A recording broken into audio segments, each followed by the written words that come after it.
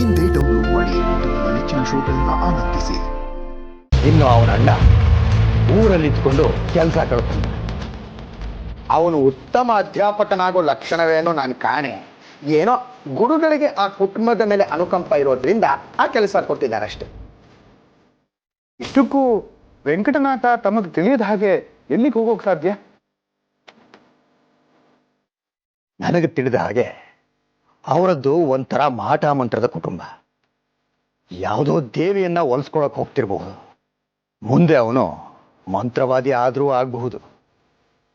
ಹೌದು, ಊರಲ್ಲಿದ್ದಾಗ ನನ್ನ ದೆವ್ವ ಬಿಡಿಸಿದ್ದ. ಬೇರೆ ವರ್ಗದವ್ರನ್ನ ಮುಟ್ಟಿಸ್ಕೊತಾನೆ, ಸಂಪ್ರದಾಯನೇ ಪಾಲಿಸೋದಿಲ್ಲ, ಅದೇನೋ ರೋಗ ವಾಸಿ ಮಾಡ್ತಾನೆ, ಸತ್ತೋರ್ನ ಬದುಕಿಸ್ತಾನೆ. ನೀವೇ ಹೇಳಿ, ಇದೆಲ್ಲ ಒಂದು ರೀತಿಯಲ್ಲಿ ಮಾಟನೇ ಅಲ್ವಾ? ನಾನು ಹೇಳಿದ್ದೆಲ್ಲ ಗುಟ್ಟಾಗೆ ಇರಲಿ, ಎಲ್ಲೂ ರಟ್ಟಾಗೋದು ಬೇಡ. ಇವನು ದಿನನಿತ್ಯ ಅವನ್ನ ನೋಡಿದವನು. ಈಗ ಹೇಳಿ, ಅಂಥವನಿಗೆ ನಿಮ್ಮ ಮಗಳು ಹೆಂಡತಿಯಾಗಿ ಹೋಗ್ಬೇಕಾ?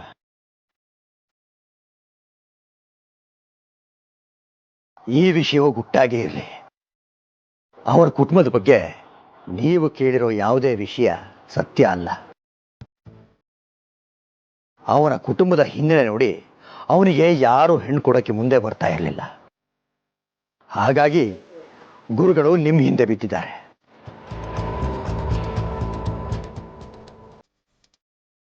ನೀವು ನನಗೆ ಹೊರಗ್ನೋರೆ. ನೀವು ಆ ಊರಿನಲ್ಲಿ ಇದ್ದು ಅವರನ್ನ ಹತ್ತಿರದಿಂದ ನೋಡಿದವರು. ನೀವು ಹೇಳಿದ ಮೇಲೆ ನಂಬಲೇಬೇಕು.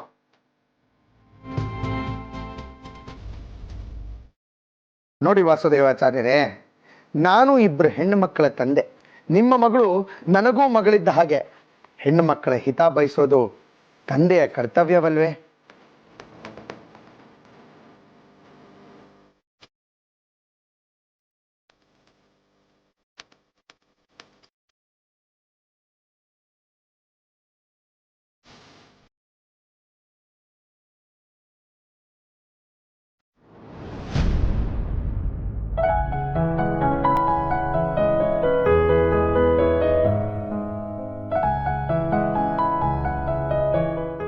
ಸರ್ಸು, ಯಾಕೆ ಊಟ ಮಾಡಿಲ್ಲ?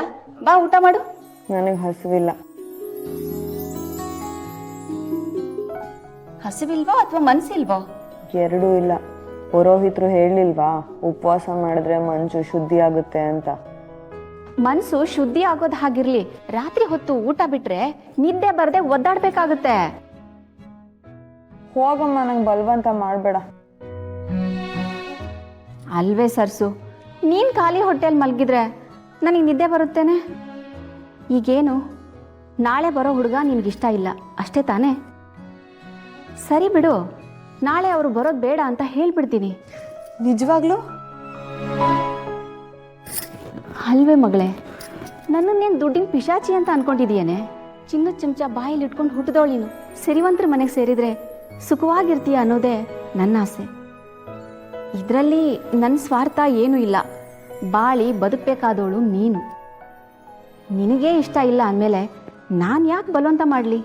ಇರೋಳೊಬ್ಳು ಮಗಳು, ನೀನು ನಗ್ನಗ್ತಾ ಸುಖವಾಗಿ ಸಂತೋಷವಾಗಿರಬೇಕು.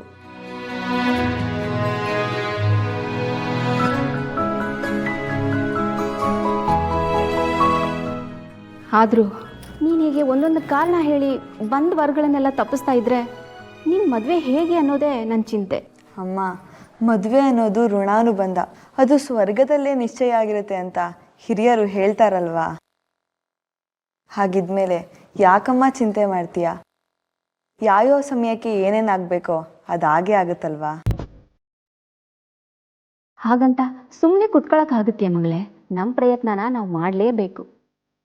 ಪ್ರತಿಯೊಂದು ಹಣೆ ಬರಹನೂ ಪೂರ್ವ ನಿರ್ಧಾರಿತ. ಎಲ್ಲನೂ ದೇವರೇ ನೋಡ್ಕೊಳ್ತಾನೆ ಅಂತ ಹೇಳಿ ಸುಮ್ಮನಾಗ್ಬಿಟ್ರೆ ಮನುಷ್ಯಂಗೇನು ಬೆಲೆ ಇರುತ್ತೆ ಹೇಳು? ಪ್ರಾಮಾಣಿಕವಾಗಿ ನಾವು ಪ್ರಯತ್ನ ಮಾಡಿದ್ರೆ ದೇವರು ಅದಕ್ಕೆ ಸಹಾಯ ಮಾಡೇ ಮಾಡ್ತಾನೆ. ಎಲ್ಲವೂ ದೇವರೇ ಮಾಡಲಿ ಅಂತ ಕಾಯೋದು ತಪ್ಪು. ನಿನ್ನ ಕೈ ಹಿಡಿಯೋ ಋಣ ಯಾರಿಗಿದೆಯೋ ಏನೋ.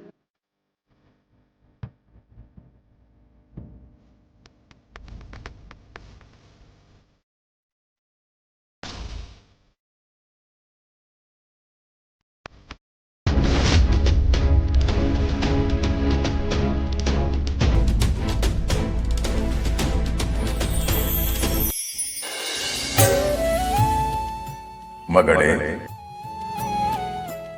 ಮಗಳೇ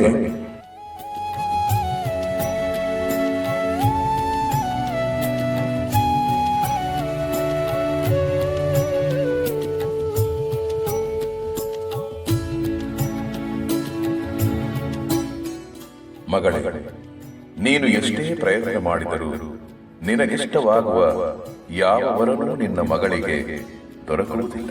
ಅವಳ ಒಡವೆ ವೆಂಕಟನಾಥನೊಂದಿಗೆ ಎಂದು ಸ್ವರ್ಗದಲ್ಲಿ ನಿಶ್ಚಯವಾಗಿದೆ. ಅದು ದೈವ ಇಚ್ಛೆ. ನೀನು ಎಷ್ಟೇ ಪ್ರಯತ್ನ ಮಾಡಿದರೂ ಅದನ್ನು ತಪ್ಪಿಸಲು ಸಾಧ್ಯವಿಲ್ಲ. ಅವನು ಶ್ರೀಮಂತಿಕೆಯಲ್ಲಿ ನಿನ್ನ ಸಮನಲ್ಲದೇ ಇರಬಹುದು, ಆದರೆ ಪಾಂಡಿತ್ಯದಲ್ಲಿ ಪರಮಶ್ರೇಷ್ಠ. ವೀಣೆಯಲ್ಲಿ ಸರಸ್ವತಿಯ ಪುತ್ರ, ಕರುಣೆಯಲ್ಲಿ ಕಲ್ಪವೃಕ್ಷ, ಪ್ರೇಮದಲ್ಲಿ ಕಾಮಧೇನು, ಸೇವೆಯಲ್ಲಿ ಮಾತೃಹೃದಯ. ನಿನ್ನ ಮಗಳು ಆತನನ್ನು ವಿವಾಹವಾಗಲು 7 ಜನ್ಮಗಳ ಪುಣ್ಯ ಮಾಡಿದ್ದಾಳೆ. ಇಲ್ಲಿಯವರೆಗೂ ಆತನ ದರ್ಶನ ನಿನಗೆ ಪ್ರಾಪ್ತವಾಗಿರಲಿಲ್ಲ. ನಾಳೆಯ ದಿನ ಆತ ನಿನ್ನ ಕಣ್ಣೆದುರಿಗೆ ಬರುತ್ತಾಳೆ. ಆತನನ್ನು ಸಂತೋಷದಿಂದ ನಿನ್ನ ಅಳಿಯನೆಂದು ಸ್ವೀಕರಿಸು.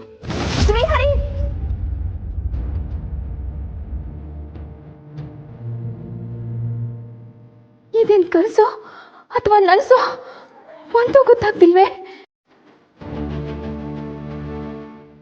ನಿನ್ನ ಆಜ್ಞೆಯನ್ನ ಶಿರಸಾ ವಹಿಸಿ ಪಾಲಿಸ್ತೀನಿ ತಂದೆ. ನನ್ನ ಮಗಳನ್ನ ಕಣ್ಣು ಮುಚ್ಚಿ ನಿನ್ನ ಮಡಲಿಗೆ ಇಡ್ತೀನಿ. ಹಾಲಲ್ಲಾದ್ರೂ ಹಾಕು, ನೀರಲ್ಲಾದ್ರೂ ಹಾಕು, ಅವಳ ರಕ್ಷಣೆಯ ಭಾರ ನಿನ್ನದು ತಂದೆ.